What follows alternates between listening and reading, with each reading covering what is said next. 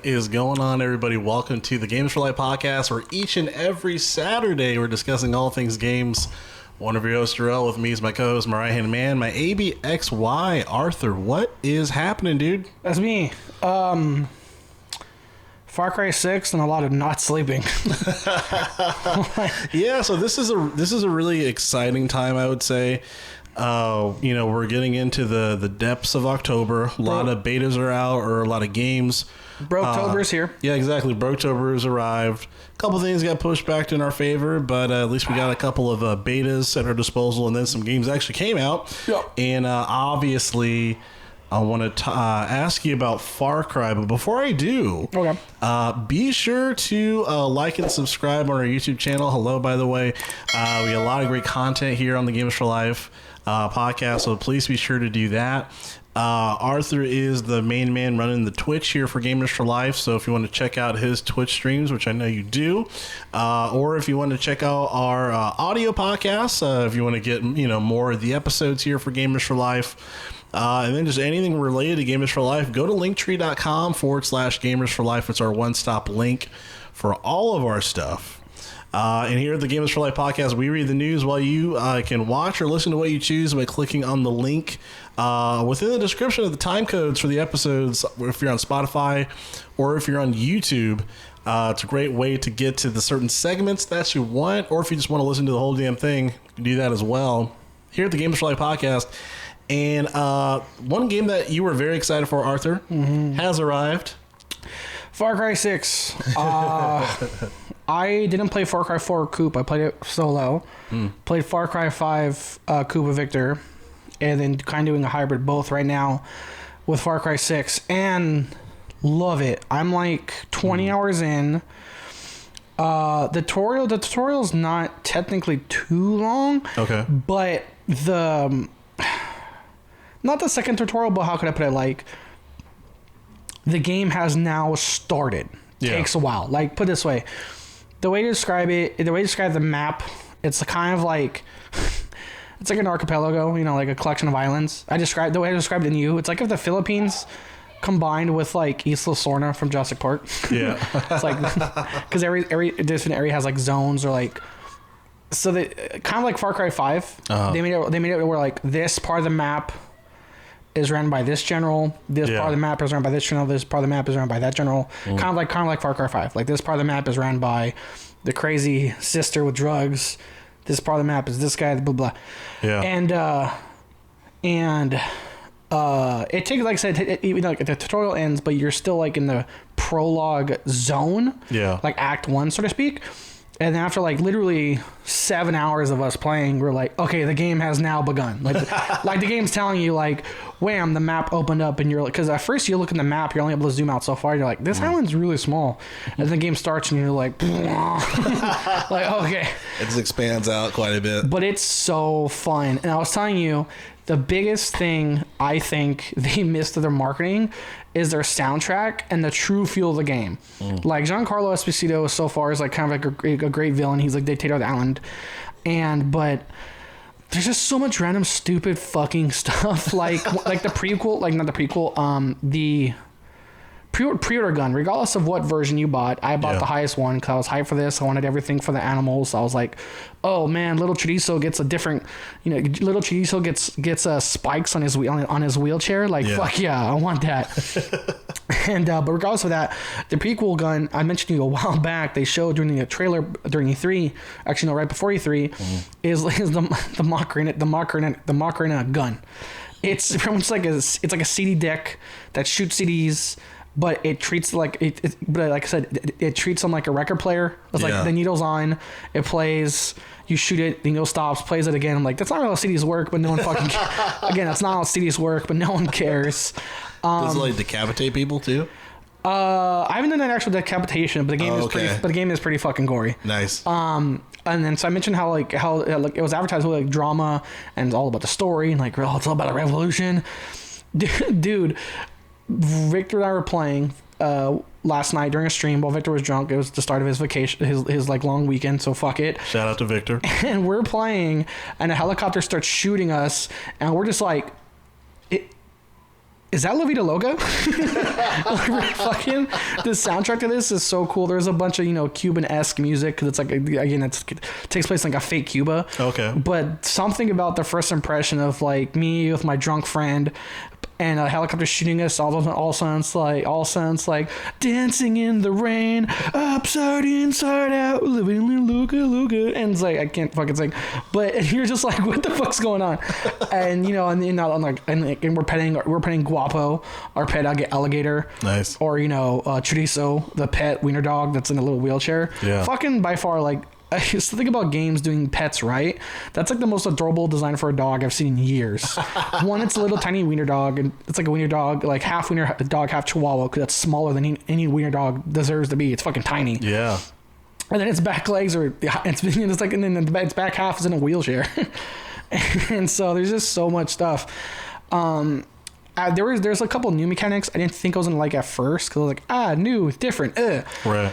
So there's different bullet types. There's like poison bullets, incendiary bullets. I'm like, oh, that's straightforward. But then there's new things that's armor piercing bullets, straightforward, and they're called I forget what they're called. They're called like shallow bullets. Hollow point. Hollow point. The fuck up flesh. Yeah. And I thought it was gonna be a big deal at first. It's not. Short version, if you're going to go big against humans, use armor point. Pretty much use armor piercing for the big guys. Use hollow points for the low guys and officers. Yeah. So, and it's really fun. Again, I thought I was early on in quote unquote tutorial island is literally what it is. I was like, this bullet types, but I just want a good gun to be a good gun versus like a good gun versus bullet types. No, that goes away real quick. That's nice. I mean like that thought of how this will be bad. Oh, I see. I see.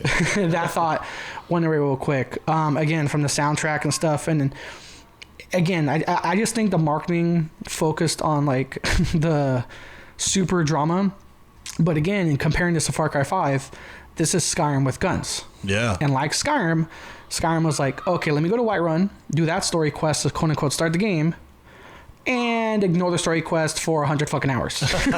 So it's, for me, that's what I do. I pause the story quest and just do fucking everything else.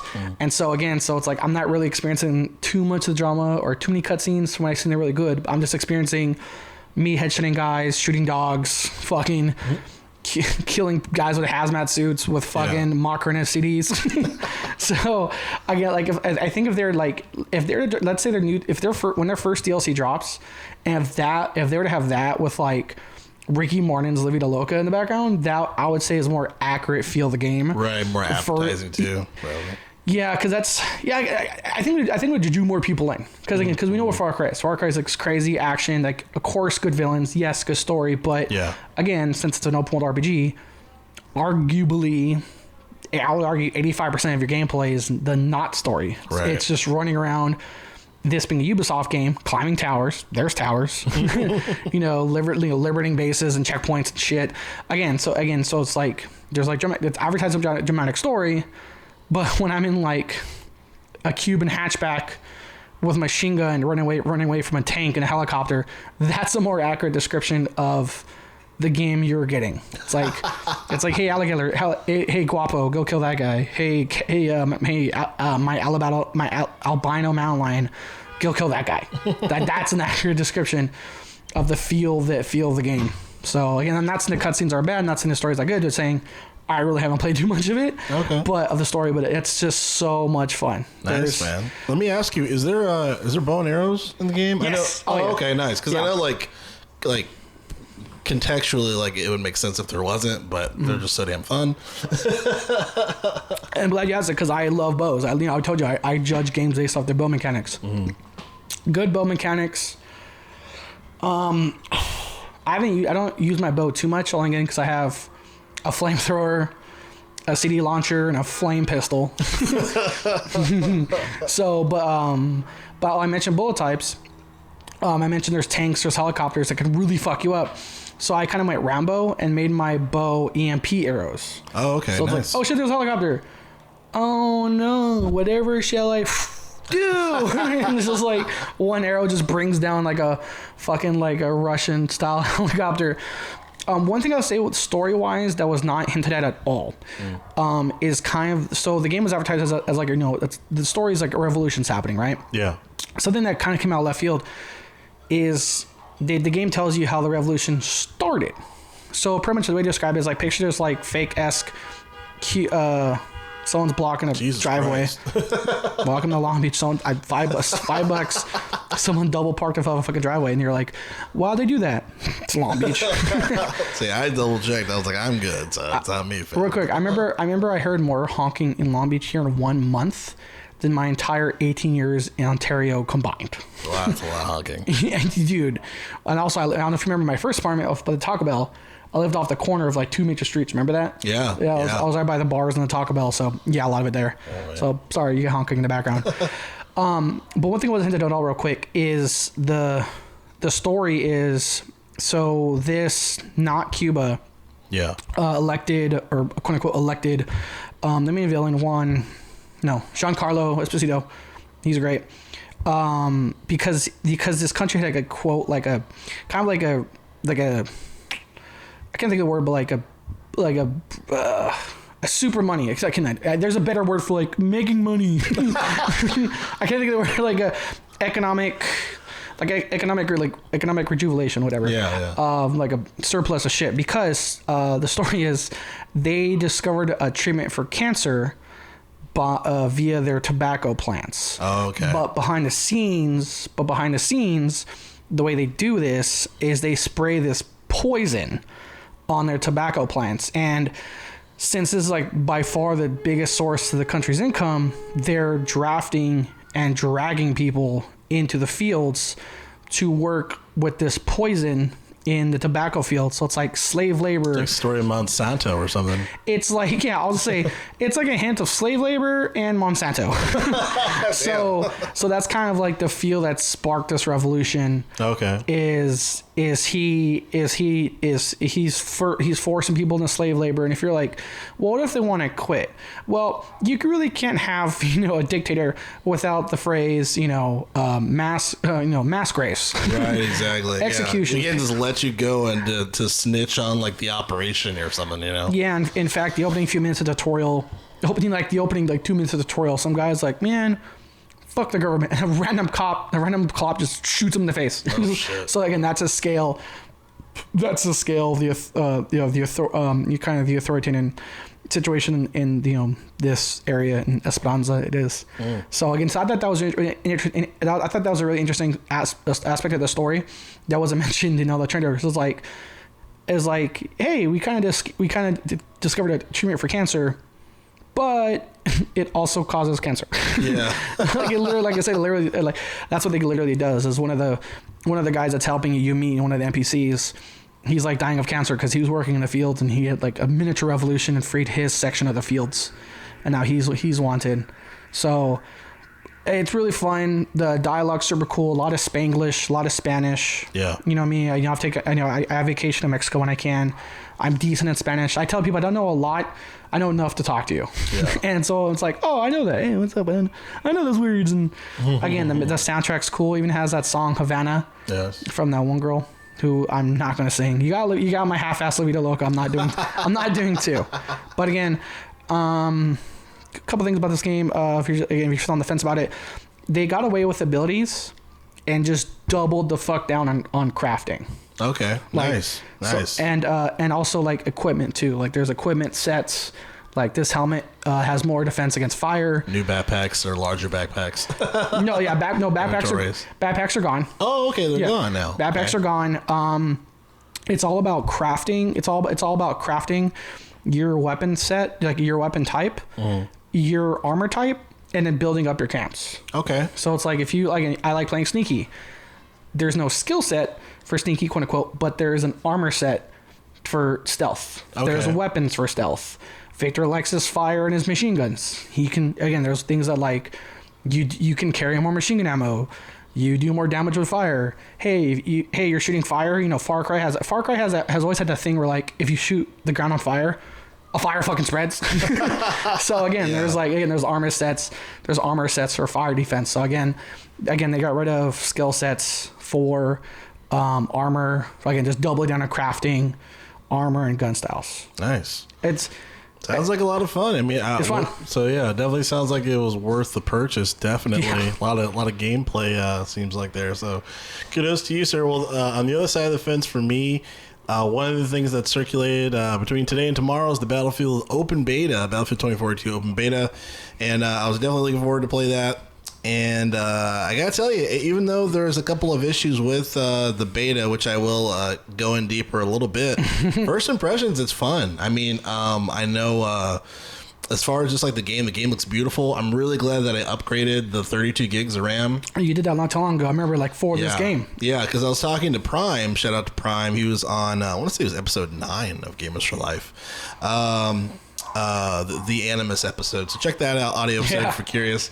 Prime's good dude, but he's very tech savvy, and he has one of the latest and greatest graphics cards. And I was talking to him about Battlefield 2042. I said, man, like I kind of want to like upgrade something, whether it's a new laptop or a new desktop or a video card or something. And he was like, well, what do you have? And I said, well, I have a GTX 6060 Super. And he was just like, oh, he's like, well, that's a pretty good graphics card. He's like, if anything's upgraded to RAM, so, and I had 16 originally, so I said, okay, let me get 32. So, nice. and I'm glad I did. One of the coolest features, and I haven't gone super deep into it, so this is first impressions, but one of the coolest features is really the jump in. Like the jump in, like you start the game pretty fast because it's only, it's multiplayer only. Yeah. So you don't have to worry about a campaign or anything. But even when you die and you deploy again, it's pretty quick.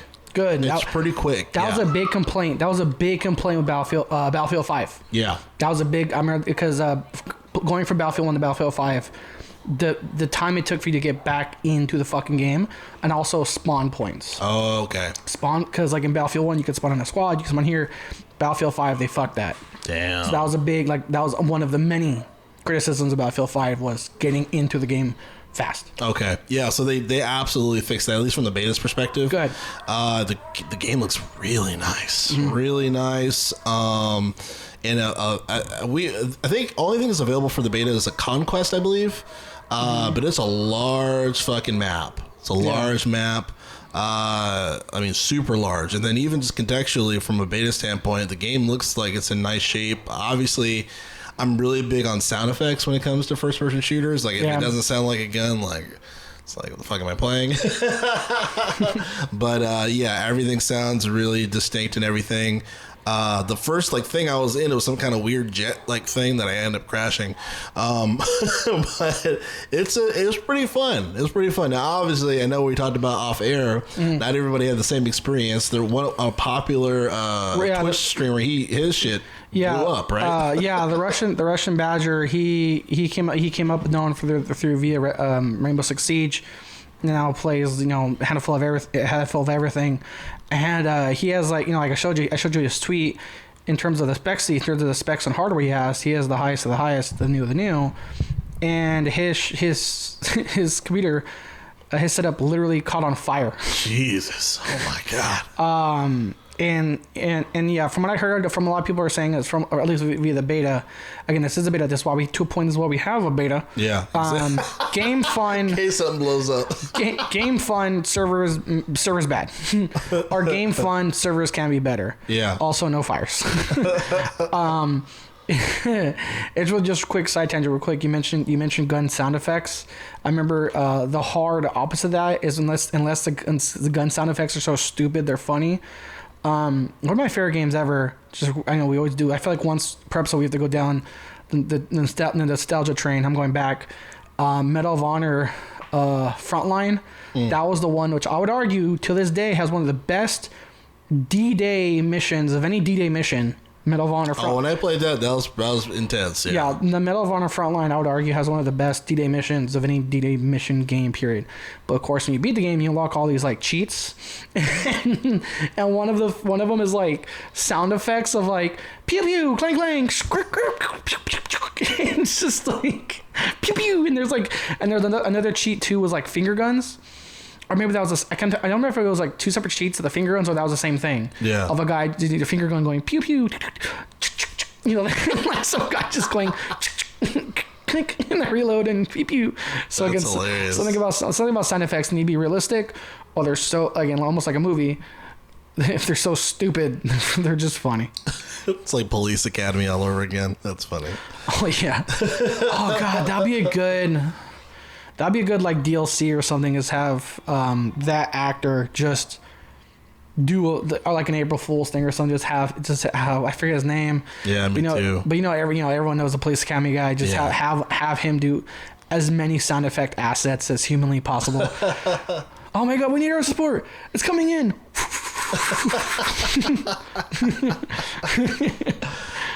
So I wanted to read a little bit of this article here on IGN. As far as we talked about, some people are having a great time. Some people PC setups are messed up, and on the other side of the spectrum, which sucks, is that EA was talking about from the last episode. We were talking about how they're really ready to take on these hackers and ban people from the game, and it seems like these hackers, they're ready to fight back, and especially from the beta. I know, it's ridiculous, and especially from the beta perspective. So as far as the title of this article in IGN, hackers have started to invade Battlefield 2042 beta. Video and images have already started circulating online.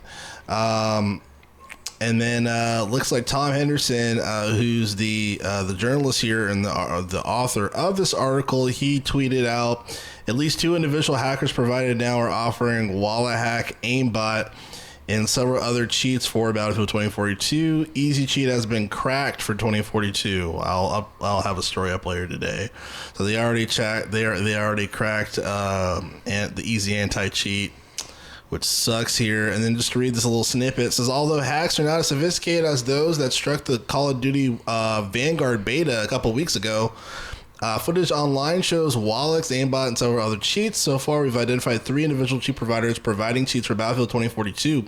One cheat provider was from China, offers their cheats for just $2 a day, giving cheaters the opportunity to cheat during the whole Battlefield 2042 beta for just $8. There are also a few silver linings in the hacker problem, though. It says here, I spoke with the content creator, Maverick GG, who's knowledgeable about the cheating scene, including providers, developers, and more. And he says here, in quote, the reality is that there's no anti-cheat that is unbreakable, Maverick says. He says, what's good for Battlefield is that no cheats that I've seen are open and easily accessible for free, unlike during the Vanguard beta. So all of the cheats currently require some type of paid subscription, it says. I'll read here. It says, one major weapon in DICE's fight against cheaters is the new fair play commitment. The fair play commitment includes giving the ability for players to report cheaters in-game, a feature that is not yet implemented during the beta. Many reports from players allow DICE to review each potential cheater's case individually and allow them to take the necessary action. This is one caveat to this, though, is that Battlefield 2042 does not have kill cams like Call of Duty, so hackers may be able to hide their cheats more easily. I'll end there in quote. And I know we talked about that comment section as far as for the game. Yeah. But yeah, man, people are already on board paying for cheats to give people a hard time playing multiplayer. A couple things. One, fuck cheaters. Like you said, just give them their own lobby, man. It's like... Yeah, like just have a little lobby, have your own server, and just fuck around. Why do you have to ruin everyone else's time that paid mad money for this game? Like, it sucks. A quick tangent but relative for this is there's a bigger argument to be made, but I forget who. I know there's a few articles about this, but I remember I read one, I think it was like 2 years ago now, like right before COVID, is someone was saying how like... is cheaters and hackers has definitely gone up as like streaming got more popular, because I think again there's like a bigger topic here, but I think just a quick thing I've noticed that's I think we've all noticed but not a lot of people have talked about is like streaming has popularized being good versus like having fun. So since the competition to get views, to get viewers became like how many wins you can have, well, that's the case, like, fucking secretly cheat your way there. Again, but different, that's a bigger discussion here that there. It's Friday night in Long Beach. What's fucking... Yeah, people are mad loud today. I don't know what he's selling. Champorado, tamales. There you go, tamales. You caught that pretty quick. Dude, like I said, there's not a lot of Spanish I know, but when it comes to food, I fucking know my Spanish. You're like some Battlefield. It was like, Can you say? Hey, I like that shit too. So yeah, don't even trip. I mean, shit, if he's still out there after the recording, dude. So if you haven't been to SoCal, and you haven't had tamales out some lady's van, what the fuck are you doing with your life, dude?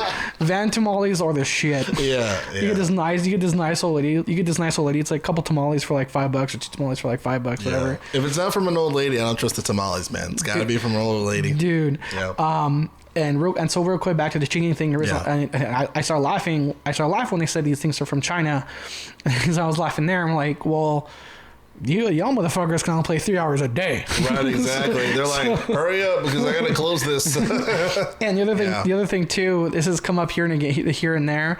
If you're worried that you're playing a lobby, regardless of the game, and you're worried that there's a hacker, statistically speaking, like this article says, statistically speaking, there's a significant chance that this hacker, either the hack or the hacker, is based in China. And there's multiple recorded things of people in the chat just chatting about Tiananmen Square in the chat, and since the CCP censor shit, it fucking shuts them down. Oh wow! Like just people playing Counter-Strike, Call of Duty, Warzone, and other games like that.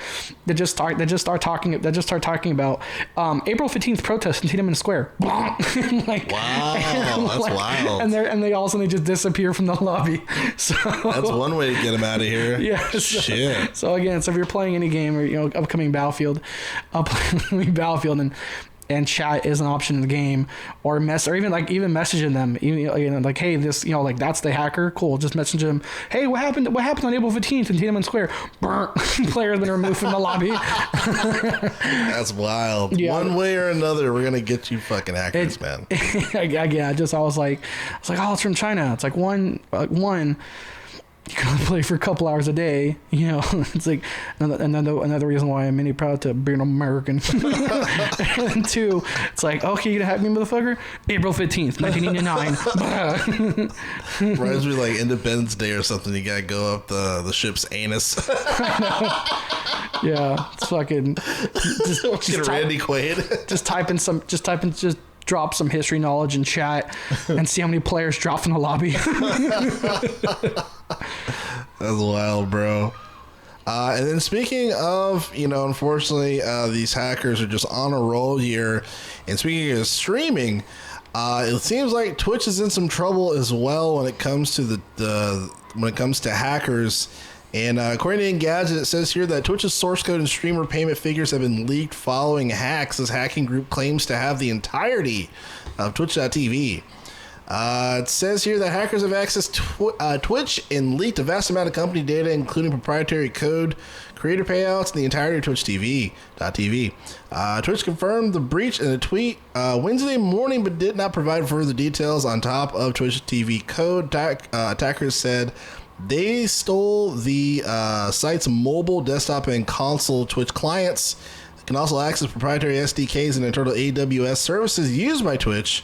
Other properties like IGDB, CurseForge, an unreleased Steam competitor from Amazon Game Studios, codenamed Valpor, and Twitch's SOC internal red teaming tools. It also shows creator payouts from 2019 until now, including top streamers like Nick Merckx and Tim the Tatman. Oh shit.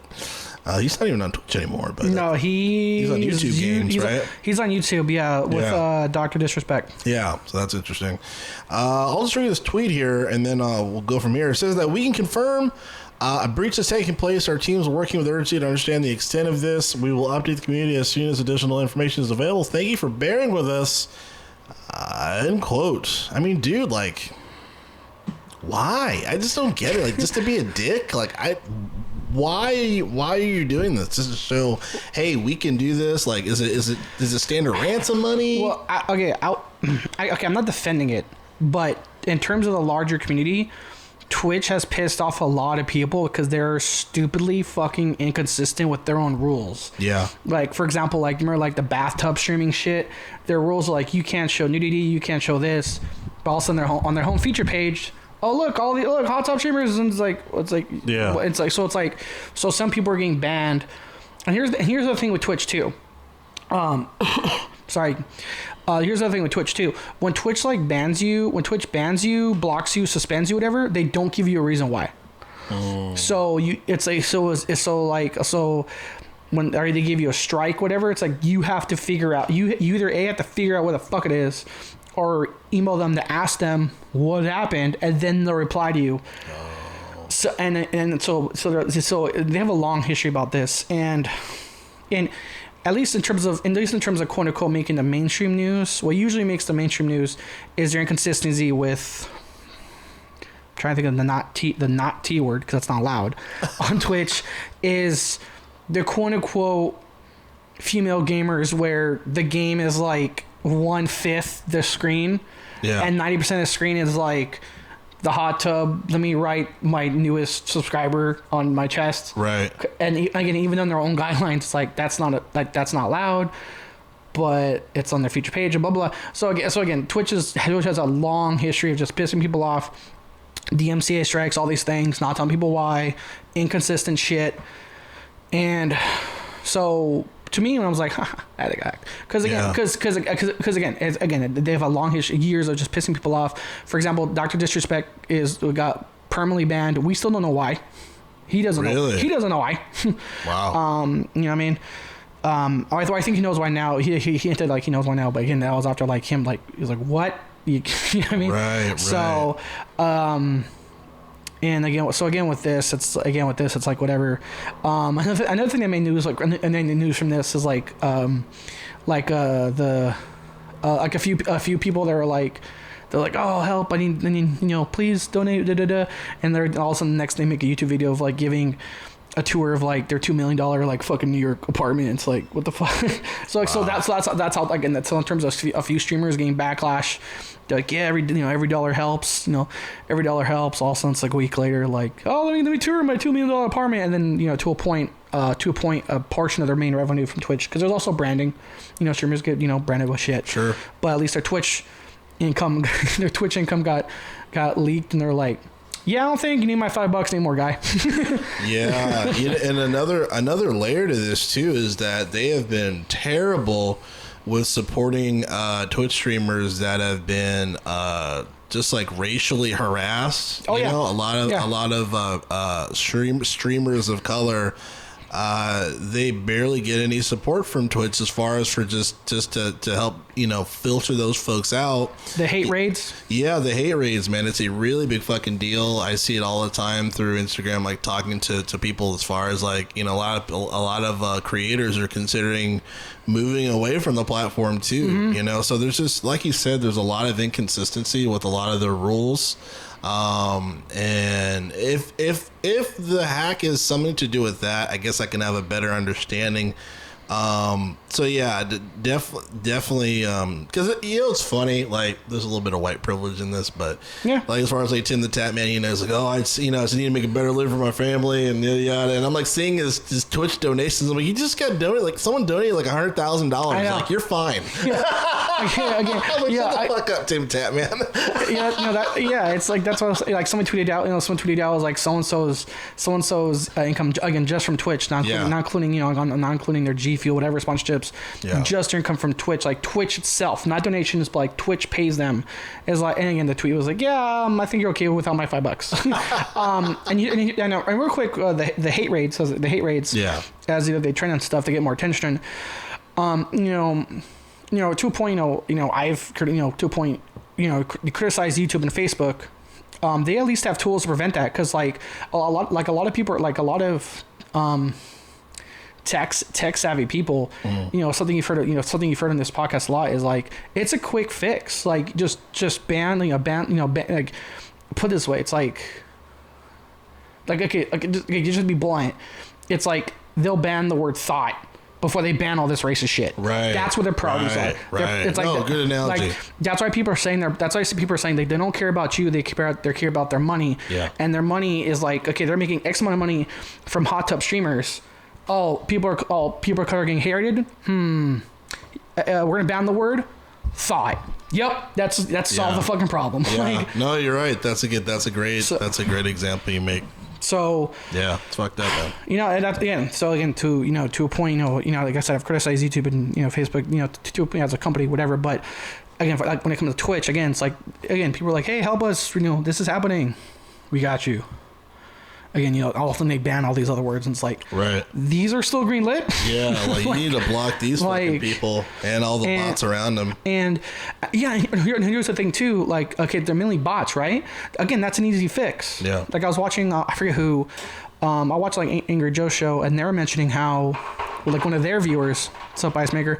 One of their viewers was mentioning like he's involved in like coding and stuff like that. He's like, and that person, he or she, the coder, was like, that's not like banning the bot thing is not a difficult. It's not difficult. It doesn't take too much time, but they don't care. Yeah. Yeah. It's not like the money. It's not like they're a small company. They're owned by fucking Amazon. Yeah. Their boss just came back from space. Yeah, exactly. His vacation back from space. Yeah. Yeah, exactly. Yeah, get the fuck together, man. So just to a point, not to be mean, like, again, that's why I just want to hear like Twitch got hacked. I'm not shedding a tear. Yeah, definitely. Now I'm nervous to like, what security got leaked because we use Twitch, but like I might have to move over or something. I don't know. But in terms of like, oh no, this company that doesn't listen to its community got hacked. Womp womp. Yeah, it's like that's what happens. Watch what if they fix it? Like they got hacked and they're like, and coughed. We fixed your hit rate bots. Oh. Thanks. That's like took you long enough. It's like again, quick. It's like whenever there's stories of people getting hacked, it's like the internet is always like, hey, while you guys are there, can you like fix this and this? It's like, or like some bank gets hacked and it's like, hey, can you like just remove my mortgage? Hey, that student loan that's there, can you just like mark it as like paid off? None of us want to pay taxes again. You know what I mean. People. It's like you hear of somebody hacking this or this, and it's like, man, hey, can you just make could you just like, hey, make myself registered church and I'm tax exempt. The Church of Arthur. The Church of Arthur. So speaking of fortunately churches where the lead pastor has to step down, nice. I was like, where's he going with this? Is he gonna stick the landing?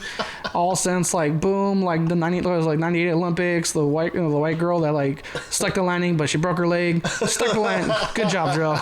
Yeah, had to make it happen for Team USA. My femur, but I did it.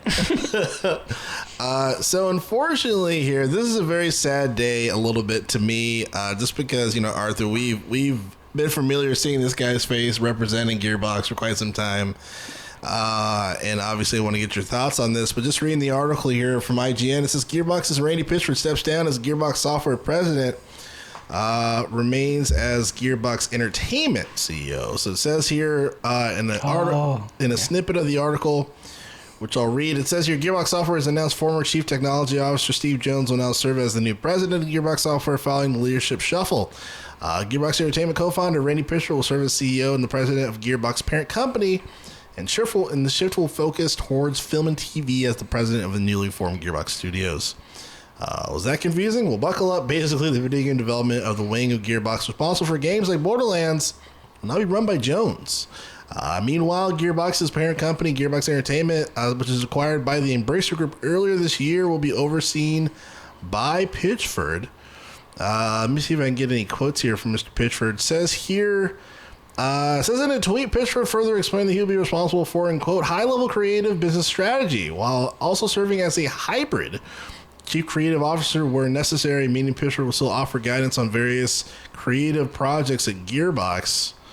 Let's see. Lastly, it says Gearbox was founded in 1999, and over the years, the studio has worked on projects like Half-Life, Brothers in Arms, Duke Nukem, Aliens, and Borderlands under Pitchford. An official Borderlands movie starring Cate Blanchett announced in 2020 expanded the company's footprint to film. Gearbox Software is currently developing Tiny Tina's Wonderlands, a Borderlands spin-off set in the twisted fantasy tabletop RPG. End quote. Arthur, give me your thoughts on this, man. Yeah, but what's going through your mind right now on this?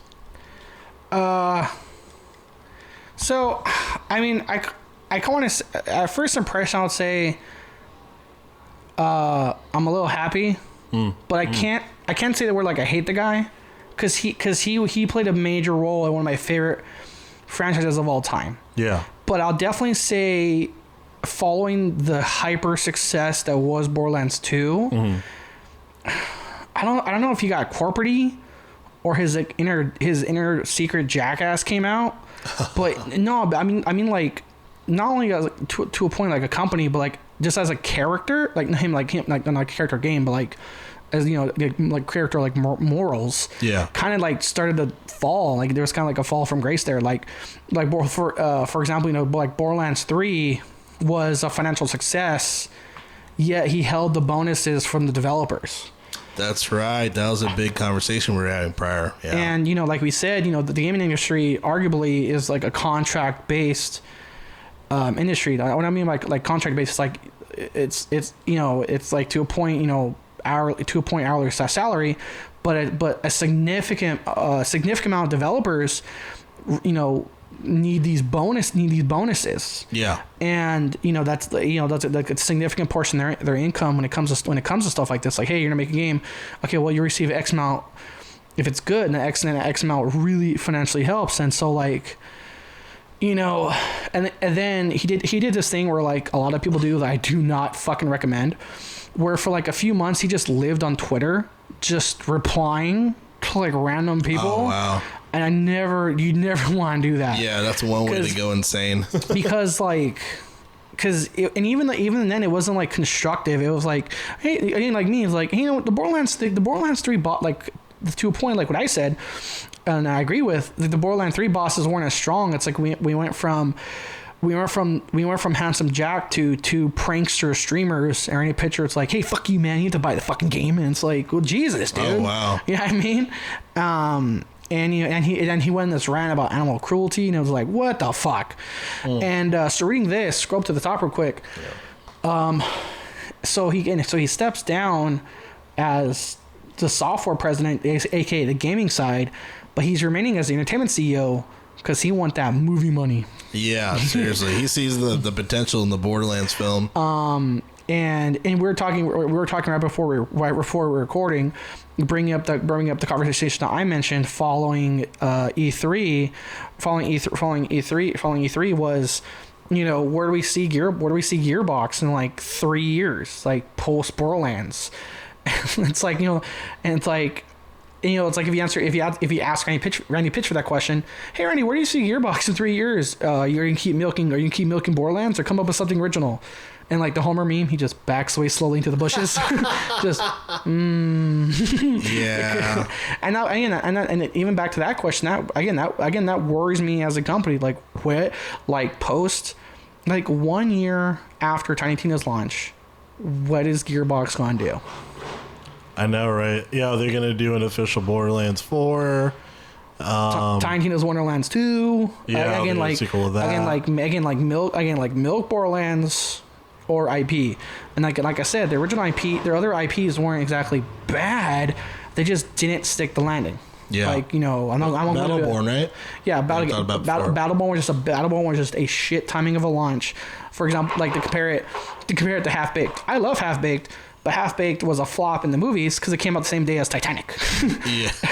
Oh yeah, no. Half Baked came out the same day as Shawshank Redemption, Titanic, something else. And the reason I know that is from Dave Chappelle's Mark Twain special. Oh. when Dave Chappelle won the Mark Twain Award, and it's arguably the co-writer of the Chappelle Show. That was his thing. It's like, yeah. I was like, just to let you know, this movie about weed came out up against Shawshank Redemption. Oh no, yeah. A little ditty called Titanic. And again, Battleborn came out a week or maybe at most 2 weeks before Overwatch, and just fucking the player count just disappeared. And around that time too, we were talking about it before, or was it this game? I think it was within the same time frame when the PSN network went down. Mm-hmm. So like, yeah, so that just hurt it significantly on that platform as well. And just remind him staying as the entertainment CEO, it reminds me of Gearbox E3, which is just Randy Pitchford sticking a microphone in people's faces on the Borderlands set. Like, hey, come here. Hey, Kevin Hart, say things. Yeah, Kevin's like, this movie's great. The fans are good, and yeah, it's like, leave me alone, please. yeah. I love Kevin Hart, but that was definitely the voice of like, oh hey, this was clearly wasn't planned. There's a microphone on my face. Sup. So yeah, that was crazy, man.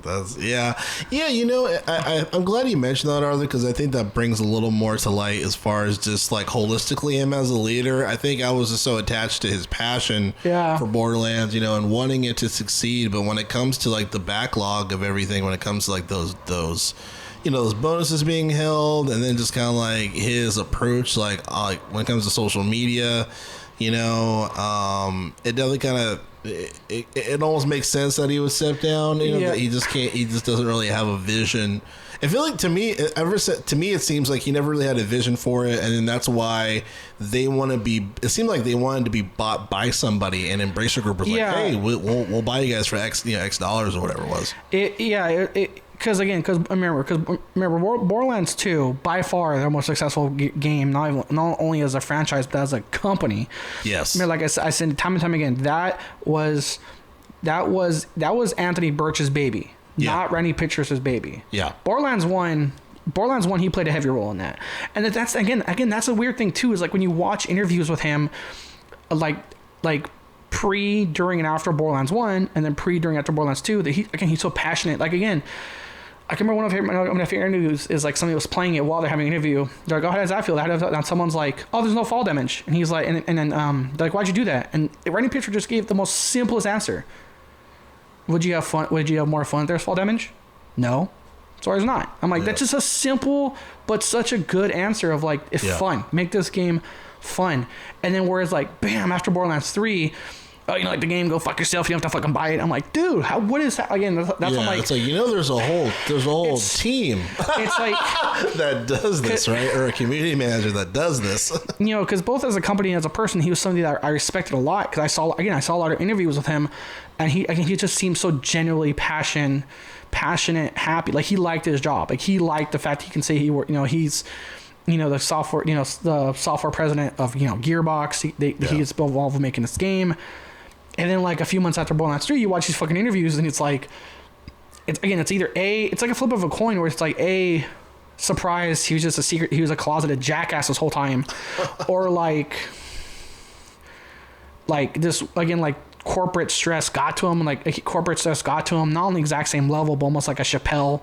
Yeah. Like a Chappelle moment of just like, bam, it just, something snapped and then it's like, you know what, fuck you. And it's like, right. So that's what I'm saying when he steps down. It's like part of me wants to say, haha, but it's like, again, for years, he was my, put it this way, he was my Phil Spencer before Phil Spencer. How much praise and respect we give Phil Spencer. That was me with Randy Pitchford. Yeah. Like prior to Phil Spencer. Yeah. Definitely. And so again, later on in years, and it's like you hear these articles, these interviews. I'm like, what is? Again, it's like, was he just a closeted jackass? Yeah. Again, the pressure of like, maybe he knows. Maybe he knows. Like, fuck, what is this company? What is this company's future in 3 years? Like, that's, again, we said that's not a long time, and these are questions that have to be asked. Yeah. Have to be answered too.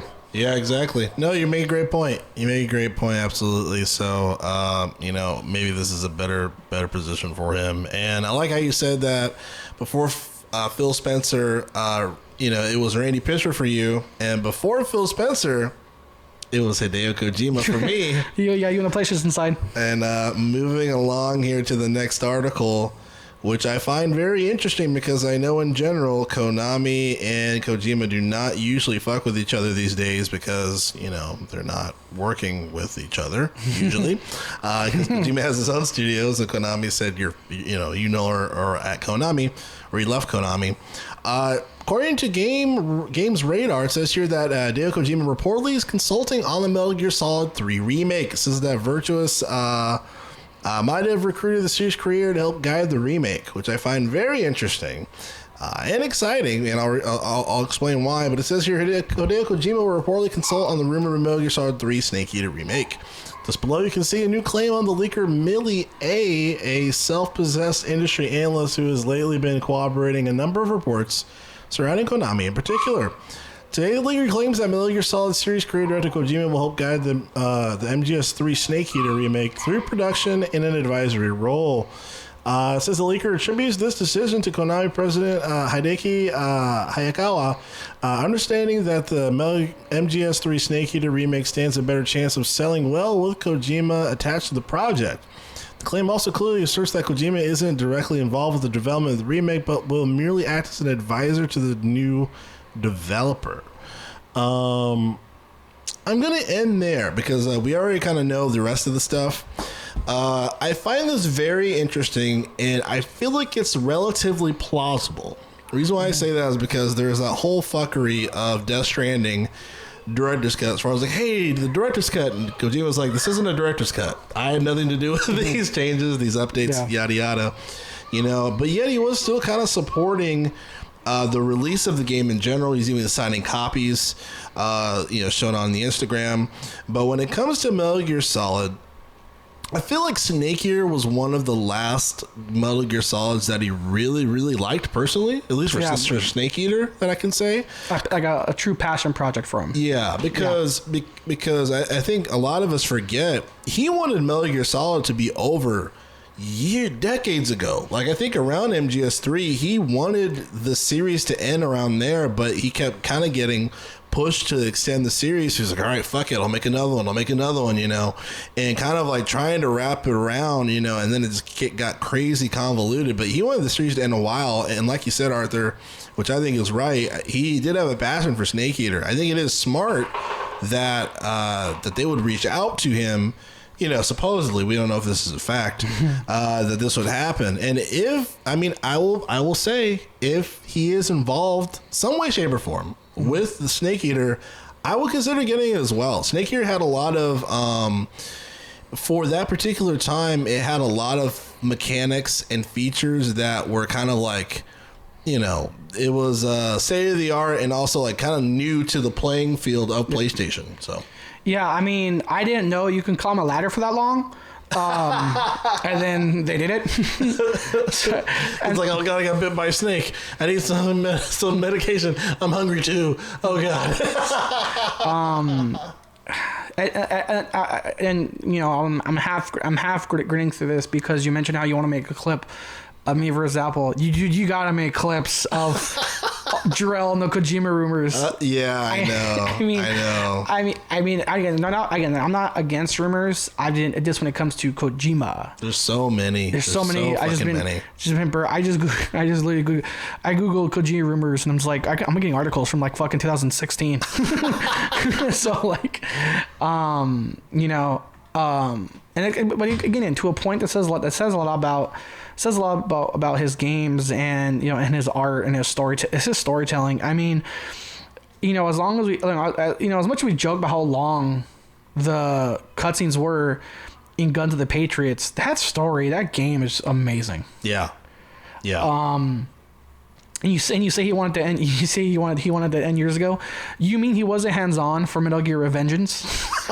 AKA. Jesus Christ, I hope not. That was such a terrible game. I will say though, that game's popularity has grown over time because people are looking at it for what it is, which is a platinum, to a point, a quote unquote classic platinum games hack and slash. True. More so than an actual Metal Gear game. That's true. Yeah. I mean, like one of the, I think like spoiler, game bosses are roided up president. I'm more American than ever. It's like what? Kojima didn't want this. No. Yeah, man. I will say though, I don't follow. I think he is technically the only celebrity I follow on Instagram. Dude, that guy's got swag. Yeah, dude, that guy posts some cool shit. He's great, man. Yeah, people are like, I follow the Kardashians. Get a life. Follow Kojima. I'm not the biggest social media guy, but he's like, I think he's technically the only celebrity I follow. And every now and then his stuff shows up, and it's like, I don't know. I think I want him to make a space game. Because I think just based on his post, the dude loves space. Yeah, he posts a lot of space shit. Yeah. Like when I'm so buttered about Silent Hill, but we won't go into that. like when when in Starfield showed its stuff, he posted like a million Starfield things. Oh yeah. I was like, Starfield's looking like, who's promoting this? Oh, Kojima? Yeah. Free advertising. You know what's funny? I don't know if he was involved with this game, and this is one of the classics, PlayStation classics for me. Of course, it's no longer on just PlayStation anymore, but I always think of PlayStation when I think of it. Zone of Enders. You remember that? Oh yeah, fun fact, that just recently, if you're listening to this, you've already missed it. That was one of the free Xbox Gold games. Oh, nice. I love that game. Oh, yeah. Jehuti, yeah, I love that game. It's just that really cool mechanics and really smooth for a Mech Warrior game. Oh yeah, they put it this way, that game's mechanics and the story was so good, it made you forget you're the robot's cock. You just are. I mean, you just you are. That's Zone of the Enders. The Zone of the Enders is remembered for two things. Oh, that's such a good game. And someone goes, wait, what? And if anybody asks, wait, which Mech Warrior game was that? Now I have to show B-roll for context. It was because again, people put it this way. Again, when you say Zone of the Enders, there's two groups of people, two groups of people that have played it. Yeah. Group A goes, I know what you're talking about. That's it. Group B that I've played it but I forgot go, which Mech Warrior game was that? The one where you're the cock. That game. Yeah. Yeah. Okay. I know which one you're talking about. But again, the second they go beyond that, like the game was so good. But you have to. But again, you have to like refresh the memory of like, hey, what? Because I'll say for mech games, there was a million for the PS2, including Mech Warrior. Which whatever happened to that fucking franchise? I don't know. I missed that. Who knows, man? Sorry. And speaking of cock blocking, I was like, man, I'm not gonna lie. It's like either I got like 3 more jokes about that, or we gotta keep the train moving, man.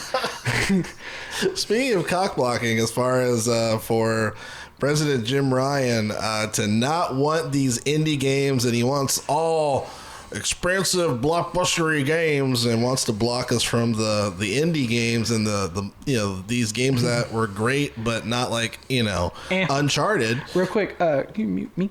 I gotta do something real quick. Oh yeah, good. But go on.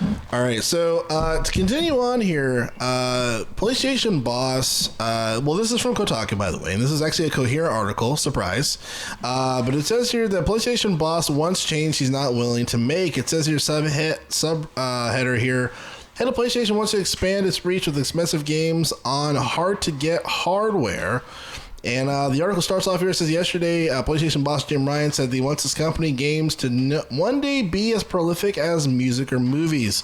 He would love to see a world where potentially hundreds of millions of people would enjoy them. It's the type of future a lot of gaming executives talk about, but one that Sony seems to have no interest in actually achieving. It says here that Ryan's remarks came during a 20-minute interview with GameIndustry.biz at GI Live London, where despite being billed as keynote fireside chat, he didn't actually say a whole lot, and it was noteworthy. Let me continue here because this is irrelevant to what the article is talking about.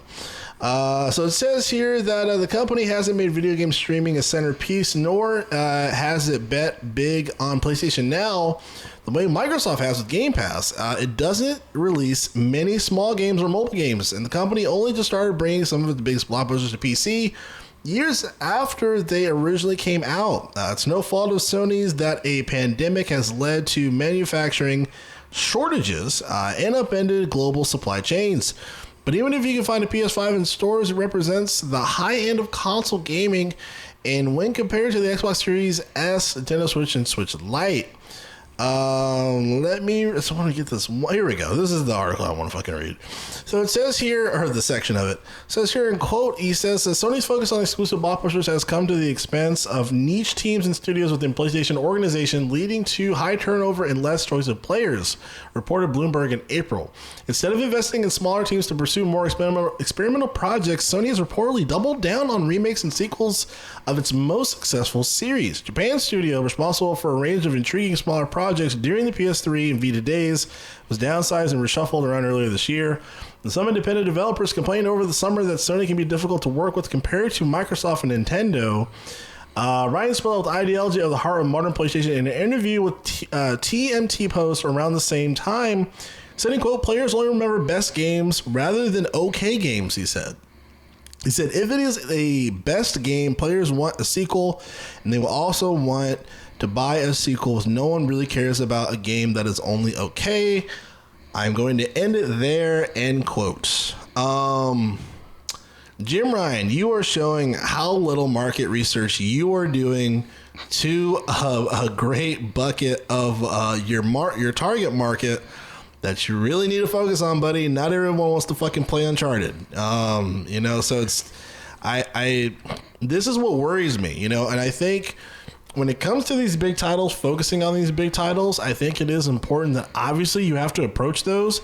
Obviously, God of War needs to have a sequel. Obviously, we need a remake of some of these bigger titles. I don't necessarily agree with remaking a 2016 game and making it $60-$70 again. I think that's fucking stupid. But when it comes to titles that we have as exclusives for the console and exclusive titles in general, whether it be older games that have sequels or newer games that are exclusives, yes, obviously that makes sense, especially in today's world where you have a Microsoft that's paying $7 billion for Bethesda. So we have to play that game, right? But Microsoft is also, unlike Sony, is focusing on indie as well. And it's a whole nother market, like his definition of okay games, like what is that? You know what I mean? So it just shows what little research and understanding that he has of the gamer. Like he wanted to shut down PS3 and Vita months ago, and we're like, what the fuck are you doing? So a lot of his quotes I don't fucking agree with. He's like, I want to make a thing that hundreds of millions of people can enjoy. And it's like, I feel like that quote acts like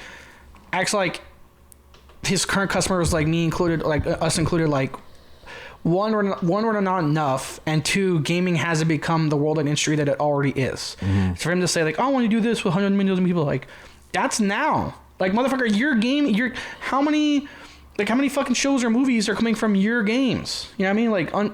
Like Uncharted and having a fucking movie coming out. And then again, like what's an okay game? And something I've mentioned in the past of like why I always like have a heart for any developers is like, one, you don't have the corporate thing to it.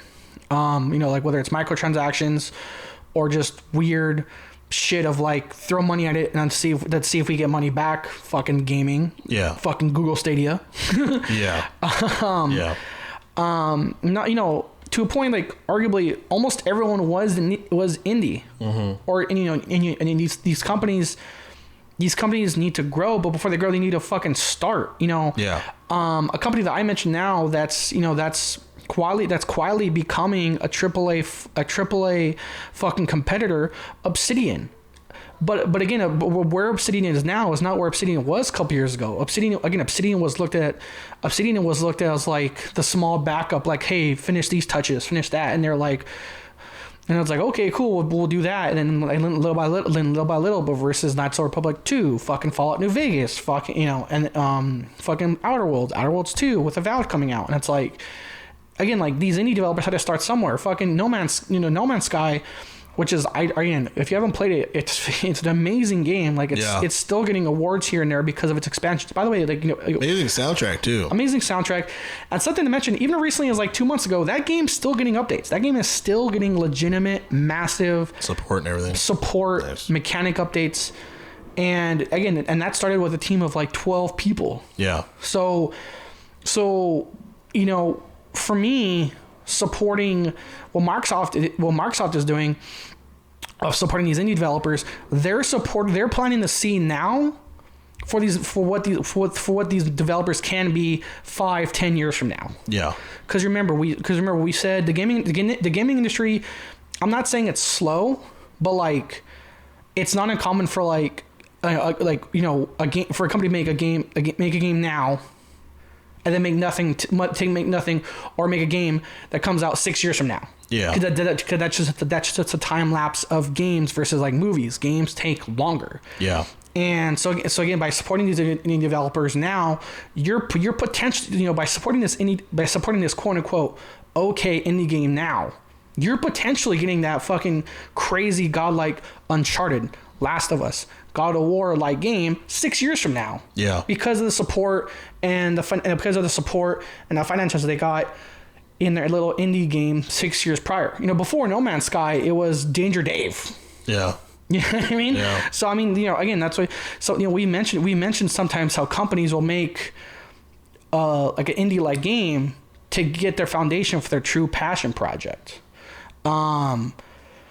Was it Coffee Stain Studios that they're the publisher for the game I like of Deep Rock Galactic, and that the publisher for the game that we talked about that clearly a ton of people played, Valheim, because of the success that publisher got from those games.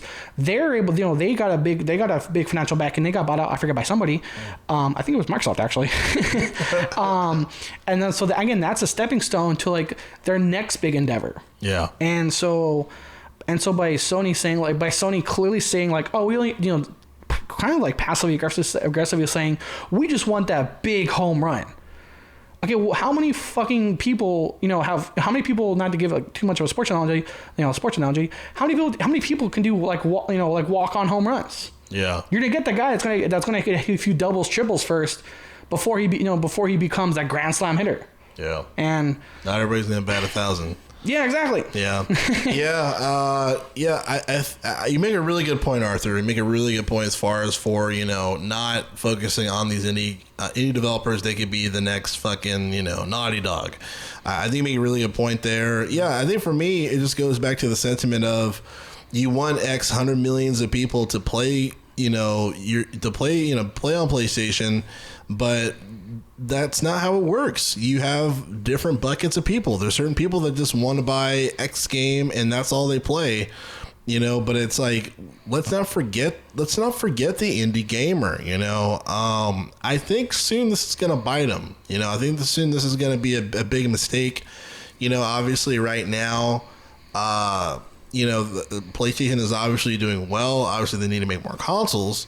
But I think I think they're losing money by not focusing on indie games, because the one thing too, even though I don't like saying this as far as indie games being kind of like a buffer until like the next big game comes out, it does help. And then also, like you said, you shed light on very popular developers that could grow to make really, box office grooming games if they wanted to, or just to be within the family of a target market of customers that will buy those games, consistently. So, while I do agree with, obviously there needs to be a focus on these first party titles, and these blockbuster titles and exclusives. But I just feel like, indie games, like really calling them just okay games, to me that's offensive. It was offensive just closing the Vida and the PS3 store, because if you didn't understand, why do people want to play games that don't look great? I'm like, this isn't like, not everyone's going to the fucking movies. Like, you cannot compare it to that, so that's just kind of my frustration with him. And to give a quick video game history here, you can't have Last of Us without Keith the Thief, aka Naughty Dog's first fucking game. Nice, yeah. 1989 gets at most averaging 3 of 5. Look up Keith the Thief. By the way, Keith, I'm not mispronouncing Keith. No, Keith, Keef, the Thief. Naughty Dog's first game. Yeah. So again, like I said, you can't have your Last of Us without Keith the Thief. Yeah. You gotta start somewhere, man. You can't have No Man. You can't have No Man's Sky without fucking Danger Dave. Yeah. No, you're right. I 100% agree. I think that was definitely a good conversation there. And then speaking of remasters that he is oh so excited about, and sometimes we get excited about remasters. I'm curious to see your thoughts on this. We kind of were talking about this as far as like a buffer before the actual fucking game that we want comes out. But according to Verge.com, says here on the title of the article, the Grand Theft Auto trilogy is getting remastered on PC and for consoles, including Nintendo Switch, and the subtitle here says that the trilogy includes touched-up versions of 3, Grand Theft Auto 3, Vice City, and San Andreas. So it says here, continue.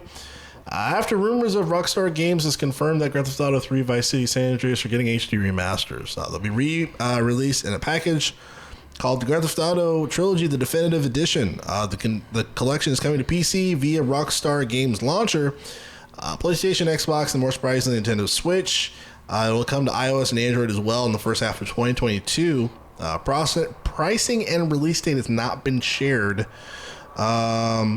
It says here continuously, it says, in case you're someone that grew up with Grand Theft Auto 5, understandable given that it's 8 years old and haven't had an easy way to play these earlier influential games. Seems like a great time to jump in. It says that it might feel weird to play a Grand Theft Auto game that doesn't let you swap between protagonists, but the adventures of Claude, the silent protagonist of Grand Theft Auto 3, Tommy Vercetti and Vice City, love Vice City, and CJ and San Andreas are still very much worth playing. San Andreas is a classic as well. Rockstar has said that we'll find a more collection of the games in the coming weeks, but ahead of the launch, it'll begin removing existing versions of each title from the digital storefronts next week to pick up if you want before no longer given a chance. End quote. What are your thoughts on this? I'm happy. Yeah. I'm a man of my word. I remember when I was shitting on fucking how long it's taken to make Grand Theft Auto 6. I said, fucking at least make us happy and remake Vice City, remake San Andreas. I would love to fucking listen to Flock of Seagulls I Ran in 2021 exactly. Remastered. And I'm a man of my word. I'm happy about this. Yeah. Okay. I'm happy. I'm happy about this. I love Vice City. I kind of minimally would say I like Vice City a little more than San Andreas. But I agree. I'm on the same boat. I think it's only because that not entirely retro, but like that 80s feel. The whole Scarface thing, and then Ray Liotta just yelling at people. Dude, it's like I want to watch Goodfellas, but I want to listen to Goodfellas for 30 hours. fucking Vice City. Again, I said hey, if you're gonna take this fucking long to make GTA 6, give us a remaster. I was asking for 1. They gave us 3. Yeah. And the fact it's coming to the Switch, again, praise to the Switch of getting fucking IPs beyond Mario. Dude, I would have never thought we're about to have fucking dead ass hookers on the Switch. Yeah. It's me, Mario. Fuck you, where's my money? Hey, okay, cool. I'm back to full health. Shit, that was like $100, huh? Sucks to be you. I wonder too, because I think also this is kind of like a wake up call, or just like a realization, understanding how much more time that GTA 6 needs. And I know we were talking about previous episodes as far as look, if they just fucking release some HD remasters just to get us going, we'll stop bitching about it. But we have every right to bitch about it. And it seems like they finally came through on this. And then what I find really, really dope is the fact that people were very vocal after what was it? Was it on the PlayStation showcase? It was where they showed Grand Theft Auto 5. Yep. And it was 2 years ago. That was in. So we just got through E3, 2021, a few months ago in the summer. Last year, 2020. The fucking opening thing for PlayStation Showcase was PlayStation 5 owners get GTA 5 for free, and no one gave a shit. Mm-hmm. I love all these articles coming out. I'm sure Game Rant and IGN have them, but again, I love how these articles are trending of no one cares about GTA 5 anymore. Yeah. We just don't fucking care. They dropped a new DLC, whatever, a few months ago, I don't fucking know. And that's when the articles started coming out a new fucking update, GTA 5? No one fucking cares. Yeah. No one fucking cares. Because I think the same recent showcase that I was talking about, God of War Ragnarok, they're GTA 5 is going to be coming to PS5 and Series and all this stuff, and everyone was like, no, we don't fucking care. Where's fucking GTA 6? I'm fucking tired of this GTA Online bullshit. Yep. Like I think it's finally getting to their mailboxes per se, as far as like, look, your guys' game is over. Like, we want fucking GTA 6 or give us some remasters, but we're tired of you milking the cash cow as you have. And I'm glad they're seeing that and saying, look, let's at least work on this, because this was a big rumor for a long fucking time. Yeah, it was definitely a rumor that started more of like a ray of hope. Yeah. Like, please. Yeah, we're like, please give us the remasters. Damn it. It was, I think it was like someone did like a fucking meme of like Star Wars The Force Awakens. It's like instead of the line of like the Force, Jedi, Sith, everything, it's all real. It was like it was Harrison Ford as the Rockstar logo. It was Harrison Ford as the Rockstar logo. Instead of the Force is real, it's like the remake, it's all real. It was like, and it's like, that very uplifting, hopeful, that's awesome, soundtrack comes on. And I was like, yeah, we hope. Yay. That's amazing. And again, if you're one of the people that still play GTA 5 fucking diehardly, again, on face value, I will say again, that game can be fun, but I would argue that fun really at this point just comes from you and your friends dicking the fuck around, rather than the fun coming from doing the same mission you've been doing for 7 fucking years. Yeah. And again, remember for context, again, for the youngins that have grown up on only GTA 5, in the same time span that GTA 5 has been out, in the same time span that only GTA 5 has existed, we got Grand Theft Auto 4, Vice City, and San Andreas. We got 3 GTAs in that same time span. We've only had GTA 5. Yeah. So that's why veterans like us and a lot of people fucking bitch about it.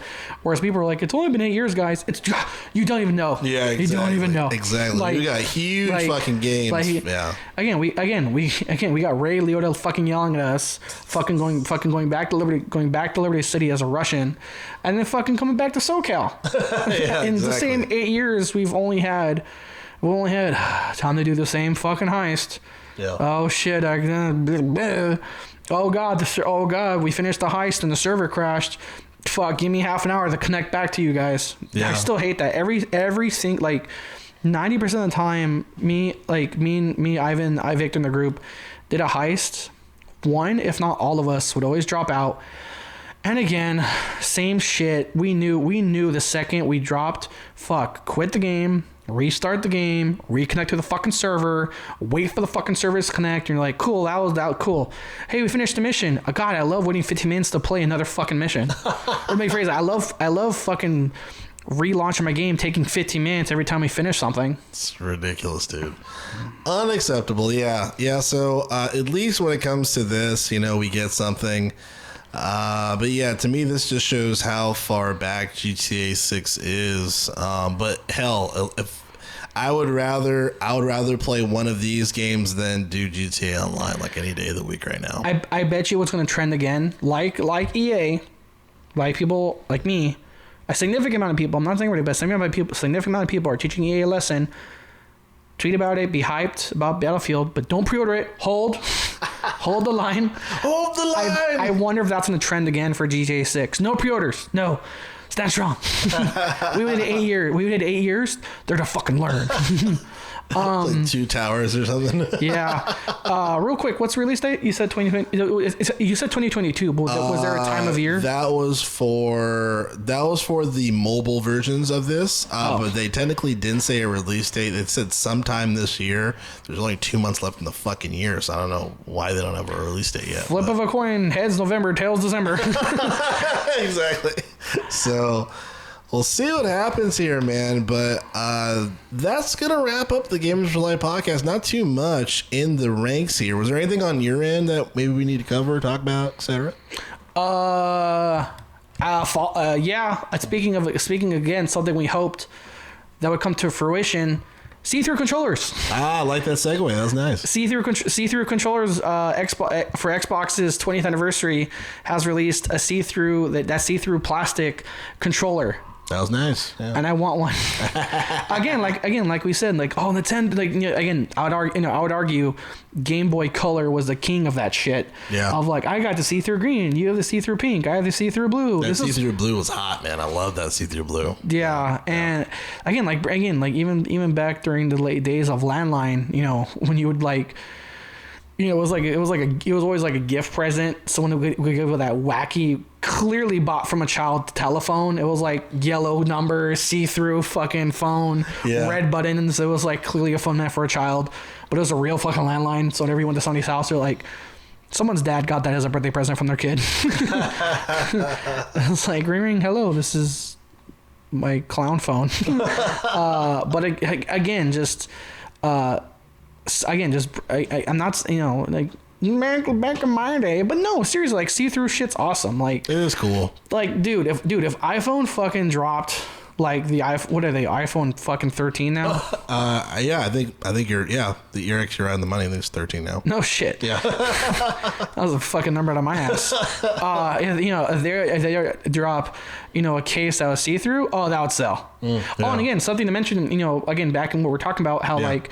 So, we mentioned how like Mad Catz, made like, a fucking business off of Nintendo just refusing to make controllers. Absolutely. Absolutely. There's all these different LED styles and, of course, the see-through styles. Something that's worth mentioning for this too, like it is Xbox. It is a first party controller. Yes, that is amazing. It is a first party controller. Man, again, I want one. Dude, my house is about to be fucking Microsoft up because like I still want the Xbox fridge. Right. So you get that fridge. I got check on the Series X. Microsoft, I love you, but fucking fixed renaming your shit. Be like, 'cause I already check mark ding. I already got my Series X. I want the fridge, the controller. If I can rearrange some furniture or buy some new furniture, I'm not big on minimalizing, but with the square footage of my room, I need to buy minimalistic shit. So, again, being a possible mini fridge, that possible Xbox monitor. So it's like, oh yeah, that's right. That monitor as well. That should be interesting. Yeah. The refresh rate. Cause that's the thing. Cause, I will say this, my TV is HD, but it's not full 4K. Oh, okay. So I technically, again, so even though I have my Series X, it's not technically at its potential via the display I have. See, that's how PC players feel, but it's like 10 times worse. Yeah, I always like it. Yeah, it's like with PC players, like, well, PC is more powerful than the console. Is your PC more powerful than the console? That's because that's what, again, touche, sir. And PCs can do this. Can your PC do that? Touche. Because all I know is if I play the Battlefield 2042 beta, my Xbox better fucking not catch on fire. People. I still like the joke of people just cracking an egg and cooking on their fucking. The PS3 back in the day. Oh, dude, I love Twitter and how people do. VHX? People like remake the classic VHS, fucking commercial. Oh yeah. But with the PS3, or like their air traffic, or the people that are like air traffic controllers in an airport. Every time they turn on the PS3. That's hilarious. Yeah, that was the loudest. That was the loudest fucking thing in the house. Yeah, that's wild.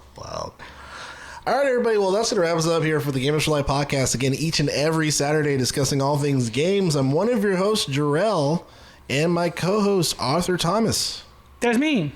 All right, folks. Thanks a lot. We'll see you again next week. Bye.